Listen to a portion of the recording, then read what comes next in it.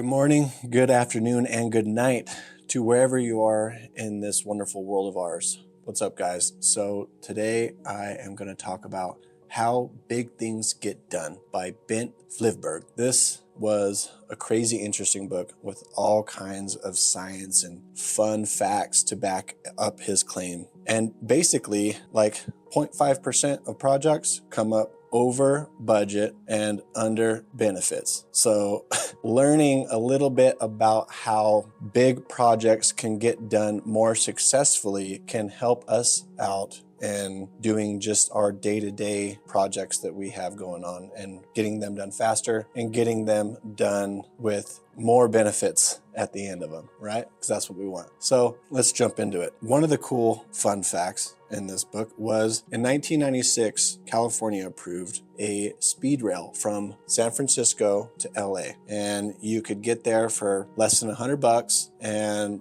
it would take you only a couple hours. So they approved it. In 2008, they started the construction of the California high-speed rail. Today, it's still not finished. When they started, they estimated it was going to be $40 billion.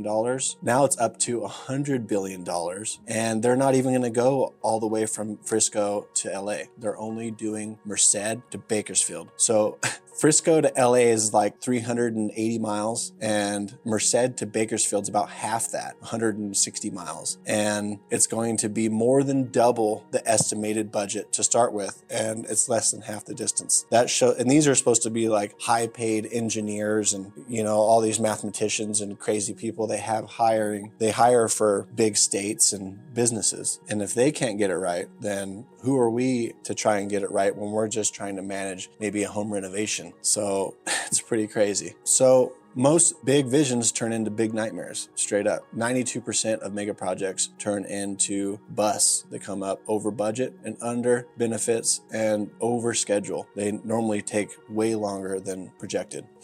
Bent Flyvbjerg does a great job in giving facts, giving claims to back them up, and giving real-world experiences like that speed rail. My 3 takeaways from this book were starting with why, thinking right to left, and planning slow and acting fast. Okay, so let's jump into it. Start with why. Why is so important. So let's pretend you are going to have a home renovation because you have been either let's say you've been living in your house for a couple years. You notice the market's up and you want to sell your house, but you want to get the most bang for your buck, obviously. So you decide to renovate it a little bit. You got a little money stayed aside, and you're going to get out a little loan to fix up your house. What should you do? You see that women usually make the decisions when buying a home, and they like a nice kitchen. Kitchen's outdated, and maybe there's a wall in the way and you want to open it up. So you're going to put in some new countertops and a new sink and take out this wall to open it up. So you figure out how much it's going to be and you jump into it. You say it's going to be about, let's say $10,000 just to make things easy. And once you tear down the wall and you break open the countertops and you take everything apart and you got the contractors there and the permits are already being pulled and everything, you're like, oh man, you know what though? The bathrooms could really use some help too. And then you start jumping into that. And now you're like, well, we can just get out on our loan and tackle that too. Well, you need to stop and ask yourself, why? What was the main purpose? Why did you start renovating in the first place? Was it to remodel the entire home, or was your ultimate goal to get some more money out of your house, right? So you need to stop and think, why? What was the ultimate goal of starting this in the first place? So pause, reflect, decide if the time and the expense is going to be worth it. Most likely it's not going to be. Look into the biggest upgrades of your house that you can do, write out your budget and stick to that budget, because more than likely, according to this book, you're going to go over budget. And in all of my experience as a realtor and as a construction worker, you are going to come up over budget, and it's going to take more time than estimated. It's almost like every single time. So that is my number 1 takeaway. Start with why and always come back to that why. Anytime you're making a decision in the project, come back to your why. Number 2, think right to left. Okay, so that feeds off of your starting with why. So why are we doing this renovation? Is to get more money out of the house. Okay, so the ultimate goal is to get more money, maximize profit from selling this house. Landscaping, fencing,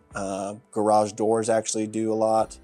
Kitchens and bathrooms. Those are all the biggest things, but kitchens and bathrooms, those are really expensive. So that's why I said those last. Fencing is really expensive too, but if you can just maybe sand and paint your fencing, that'll go a long way. Landscaping, especially if you do it yourself, can be very cheap and lucrative, and it gives curb appeal. Paint, the same thing. If you can do it yourself, you can get paint for really cheap. You just create your steps to get to your goal. That's all there is to it. And while you're going through the project, always reflect on why when you want to make a decision or you want to change course. Number 3, plan slow and act fast. So I guess the Empire State Building was built during the Great Depression, and it's like one of the only projects ever to be built on time and under budget. And the dude was just a brilliant engineer. And why he was so successful, one, he had experience, which is huge. Having experience in anything is going to help you out. And that's why when you're going to go into a project, if you're going to renovate your house, you don't do it yourself, because it's going to take a long time to learn how to take down a wall and not have your house cave in, and do the countertops and put in a sink and all this stuff. Not to mention, while you're learning, you're not going to be an expert at it. You know, it takes trial and error to get good at things. So you hire the experts.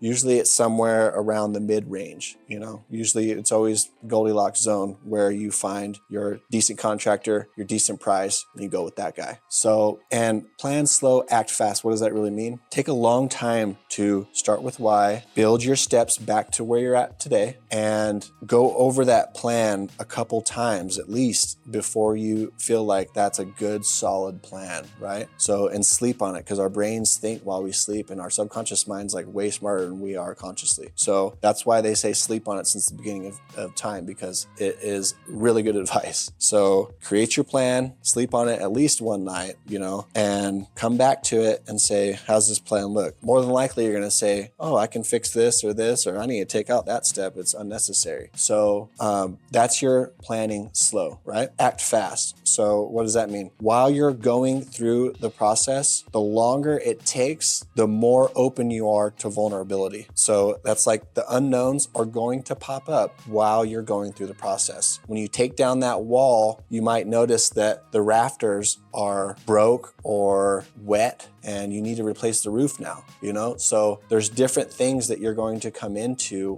when you get into projects, and you have to get a bid from a contractor and he says $10,000. At bare minimum, add a 15% on that for the unknowns. That's why you need to plan slow and act fast. You need to act fast, that way you give less time for vulnerabilities to pop up. And that's about it. There's a lot to this book. This book was really, really good. I'm definitely going to read it again because there's just so much to this book. He's written all kinds of scientific papers and research papers, and just he's really smart, and he's got a lot of cool ideas and stuff to ponder on in this book. Planning and delivery. That's how projects get done. Plan it out, and that's what takes the longest. That's where you should put most of your time in planning, and then execution. That's it, delivery. Once you're ready, once you get a great plan, then it's time to execute. Act fast to limit vulnerability. So I highly recommend this book. Trying to keep this short, even though it was just a great book full of all kinds of great facts. I highly recommend it. If you don't read it, just take my tips to heart.